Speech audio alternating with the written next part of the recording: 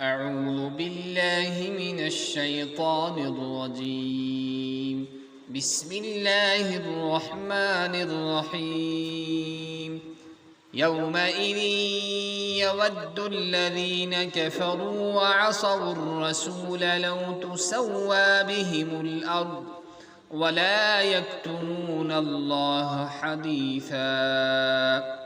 يا أيها الذين آمنوا لا تقربوا الصلاة وأنتم سكارى حتى تعلموا ما تقولون ولا جنبا إلا عابري سبيل حتى تغتسلوا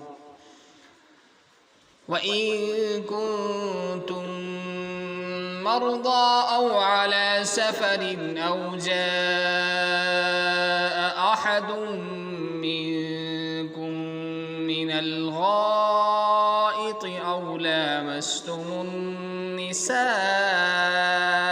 فلم تجدوا ماء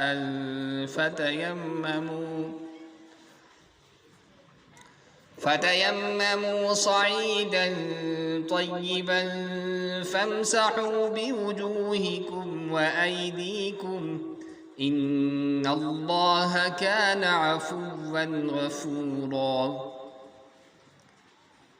صدق الله العظيم.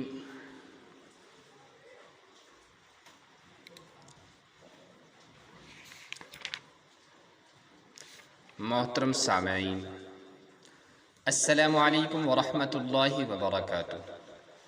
درس تفسیر کے سلسلہ میں آج ہم سورۃ النساء کی آیت نمبر 42 سے لے کر 43 تک تلاوت کر رہے ہیں۔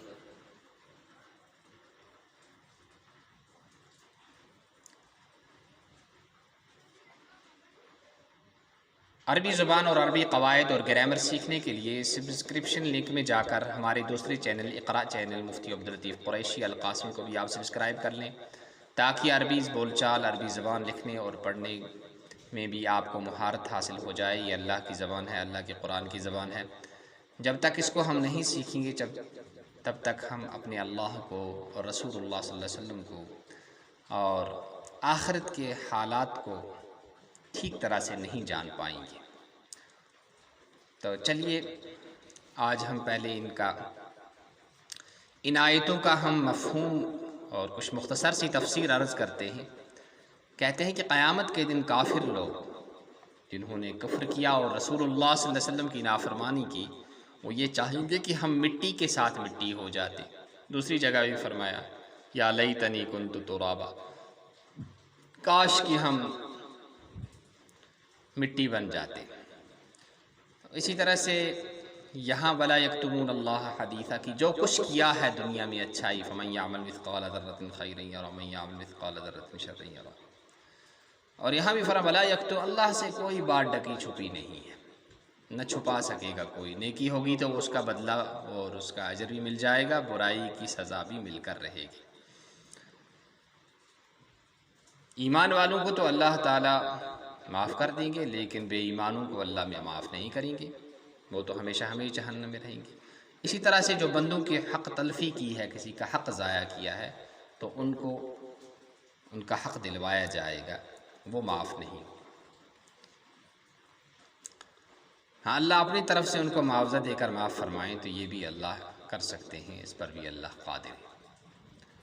اسی طرح پھر جو ہے یہ اس آیت میں یہ ابھی شراب کو منع حرام بالکل نہیں کیا گیا تھا، ابھی ذہن سازی کی جا رہی تھی جو ہے شراب کے منع کرنے کے لیے۔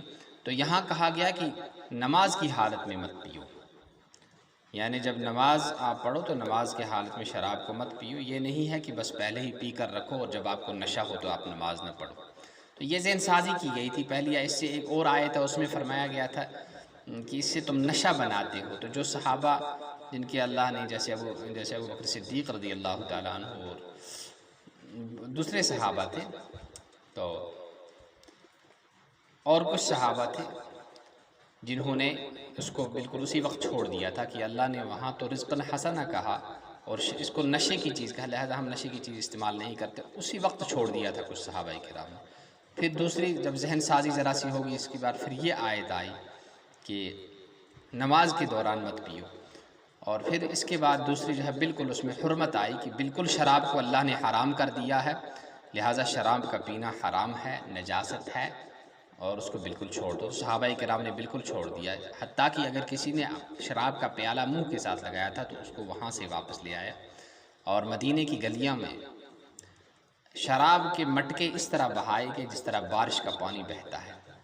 ایسی اللہ تعالیٰ نے صحابہ کرام کو اللہ اور اللہ کے رسول صلی اللہ علیہ وسلم کی فرمان برداری کا جذبہ اور شوق عطا کیا تھا۔ اللہ ہمیں بھی ایسا ہی جذبہ نصیب فرمائے۔ پھر جو ہے دوسرا مسئلہ ہے جب غسل کی حالت میں آدمی ہو، تو غسل کی حالت میں ہو جب، تو اس وقت اگر آدمی نماز پڑھے تو اس کے لیے کیا کرنا چاہیے؟ آدمی اگر بیمار ہے یا سفر میں ہے جس کی وجہ سے اس کو غسل کی یا وضو کی حاجت پیش آ گئی، تو اس کے لیے تیمم کا جو ہے حکم دیا گیا ہے، تیمم کی اجازت ہے۔ پھر جو ہے یا تو بیماری کی وجہ سے وہ پانی استعمال نہیں کر پاتا کہ اگر وہ پانی استعمال کرے گا اس کی بیماری بڑھ جائے گی، زیادہ بیمار ہو جائے گا، یا پانی تو ہے لیکن پانی کسی وجہ سے وہ لا نہیں سکتا ہے، کوئی دشمن سامنے بیٹھا ہے، درندہ بیٹھا ہے، یا پانی نکالنے کے لیے کوئی ایسا آلہ نہیں ہے، برتن نہیں ہے، یا رسی نہیں ہے، یا جو ہے کوئی اس کو جانی یا مالی خوف ہے، تو اس کی وجہ سے بھی وہ تیمم کر سکتا ہے۔ تو کچھ فقہا نے یہاں یہ مسئلہ نکالا ہے کہ جنابت کی حالت میں مسجد سے گزرنا جائز ہے۔ پھر جو ہے پانی کے استعمال پر آدمی یا تو اس وجہ سے پانی کو استعمال نہیں کر سکتا کہ اس کو پانی ملا ہی نہیں، یا کسی عذر کی وجہ سے، جیسے کہ ہم نے کہا کہ بیمار ہے یا دشمن ہے کا خطرہ ہے یا رسی نہیں ہے وہاں، تو اس وجہ سے وہاں وہ جو ہے نہیں کر سکتا ہے، وہ تیمم پانی استعمال نہیں کر سکتا ہے، لہذا اس کو تیمم کرنے کی اجازت ہے۔ اسی طرح سے دوسری جو ہے، اب اس کے تیمم کے حکم کو یہاں بیان فرمایا۔ اب جو ہے دوسرا مسئلہ یہ ہے کہ تیمم کن چیزوں سے کرنا جائز ہے؟ تو ہر وہ چیز جو زمین کی جنس سے ہو، چاہے اس پر پھر مٹی ہو، گردہ ہو یا نہ ہو، اس سے جو ہے تیمم کرنا جائز ہے۔ یہ حنفیہ کا مسلک ہے، اور دوسرے فقہا جو ہیں وہ بھی حنفیہ کے یہاں ہم زبان ہیں، اور وہ بھی یہی بات کہتے ہیں کہ بھائی جو جس چیز زمین کی جنس سے ہے، جو زمین کی جنس سے ہے، اس سے جو ہے ہم تیمم کر سکتے ہیں۔ اور زمین کی جنس سے کون چیز ہوتی ہے؟ وہ جو آگ میں ڈالنے سے پگھلے نہ اور جلنے سے جلے نہ۔ اس میں پھر آ جاتا ہے زبرجد، آ جاتا ہے چونا، آ جاتا ہے گیرو، آ جاتی ہے ریت، آ جاتی ہے مٹی، اسی میں آتی ہے، اور اسی طرح زبرجد جو ہے، سرما جو ہے، چونا جو ہے، یہ تمام چیزیں جو ہے مٹی کی جنس سے ہیں، لہٰذا ان پر تیمم کر لینا جائز ہے۔ تیمم اور غسل کے لیے ایک ہی طرح کا تیمم کیا جاتا ہے، غسل کے لیے بھی ایسے ہی کرنا ہے، اور وضو کے لیے بھی ایسے ہی کرنا ہے، اور وضو کے لیے بھی ایسے ہی کرنا ہے، تیمم دونوں کا ایک ہے۔ تو ذرا ہم آپ کو تیمم کا طریقہ سکھا دیتے ہیں، دیکھیے تیمم ایسے کرنا ہے، ہمیں تیمم ایسے کرنا ہے، ایسے کر کے یہ جو ہے آستین اوپر چڑھا دی، اب جو ہے ایسے کرنا ہے، ایسے کر کے اس کو ایسے جھاڑ دو، مٹی پر، پاک مٹی پر یا ریت پر یا چونا وغیرہ ہو، ایسے کچھ اچھی طرح سے مالو، ایسے پورے چہرے کو اچھی طرح سے مالو، یہ ایک آ گیا۔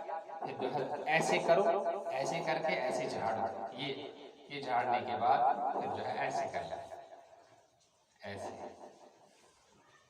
یہ جو ہے تیمم کرنے کا طریقہ ہے، ایسے تیمم کیا جاتا ہے۔ تو یہ تیمم ہے، تیمم کرنے کا ایک ہی طریقہ ہے، غسل کے لیے بھی اور وضو کے لیے بھی ایک ہی طریقہ ہے۔ وضو کے لیے کوئی الگ سا طریقہ نہیں ہے، بس غسل کے لیے کوئی الگ سا طریقہ نہیں ہے، بلکہ غسل کا اور وضو کا جو تیمم ہے وہ یکساں ہے، ایک ہی طریقہ ہے دونوں کا۔ تو یہ آ گیا تیمم کا طریقہ۔ اب جو ہے وضو کی ضرورت ہوگی تو وضو کے لیے تیمم کرے گا، اور غسل کے لیے ضرورت ہوگی تو غسل کیجیے. اب جو ہے فَامْسَحُوا او لامستم، لمس کے معنی کیا آتے ہیں؟ کچھ فقہاء نے یہاں کہا کہ اگر کسی عورت کو ہم چھو لیتے ہیں، چھونے کی وجہ سے ہم پر وضو واجب ہو جاتا ہے. لیکن حنفیہ نے کہا کہ کسی بیوی کو یا کسی غیر محرم کو وہ تو گناہ ہی ہے، چھونے سے وضو نہیں ٹوٹتا. ہاں اگر کوئی نکل جائے، کچھ مزی وغیرہ نکل جائے، منی نکل جائے، تو پھر تو ظاہر سی بات ہے، یا تو مزی نکلے گی تو وضو ٹوٹے گا، منی نکلے گی تو غسل واجب ہوگا.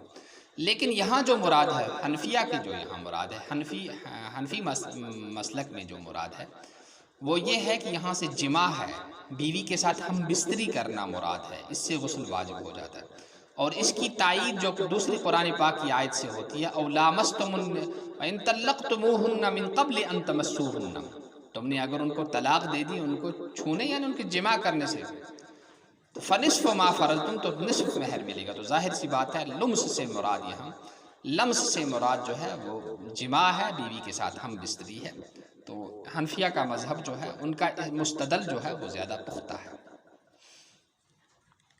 ایدی کو تو میں نے آپ کو تیمم کا طریقہ بتا دیا. تو چلیے آپ جو ہے اس کا لفظی ترجمہ سن لیتے ہیں. یومئذ، جس دن، یودو چاہے گا، چاہیں گے، الذین وہ لوگ، کفروا جنہوں نے کفر کیا، اور عصوا نافرمانی کی، الرسول رسول کی، لو اگر تسوا برابر کر دی جاتی، بہم ان پر، برابر کر دیا جاتا، بہم ان پر، الارض زمین کو، ولا یکتمون اور نہیں چھپا سکیں گے وہ، اللہ سے حدیثہ کوئی بھی بات. یا ایہا الذین، اے وہ لوگ، یا اے ایمان والو، یا ایہا الذین آمنو، اس کا انشاءٹ آپ ترجمہ کر سکتے ہیں اے ایمان والو. لا تقربوا الصلاۃ، نماز کے قریب نہ جاؤ، وانتم اس حال میں کہ سکارا، تم نشے کی حالت میں ہو، تم نشہ میں ہو، حتیٰ یہاں تک کہ تعلموا تم جان لو، ما تقولون وہ جو تم کہتے ہو، ولا جنوبا اور نہ جنوبی ہونے کی حالت میں، الا عابری سبیل مگر راستہ پار کرتے ہوئے، حتیٰ یہاں تک تغتسلوا تم غسل کر لو، اور ان اگر ہو، اگر کن تم ہو تم مردہ بیمار، او یا ہوں علی سفر سفر میں، او جاء یا آئے، احد کوئی ایک، منکم تم میں سے، من الغائط پاخانے سے، او یا لامستم تم نے چھو لیا ہو، النساء بیوی عورتوں کو، فلم تجدو پھر نہ ملے تم کو، ماء پانی. تو مان کو جو نکرہ کہا گیا ہے، چاہے پانی پھر کنویں کا ہو، بارش کا ہو، برف کا ہو، اولوں کا ہو، نہر ندی کا ہو، سب سے جو ہے وضو کرنا جائز ہے. امام ابو حنیفہ نے اس میں اور گنجائش دے رکھی ہے کہ اگر کوئی پاک چیز ملنے کی وجہ سے اس کا ذائقہ بھی بدل گیا ہو، رنگ بھی بدل گیا، اس سے بو بھی آ رہا ہے، جب بھی اس میں کیا کر، اس سے وضو کر سکتے ہیں.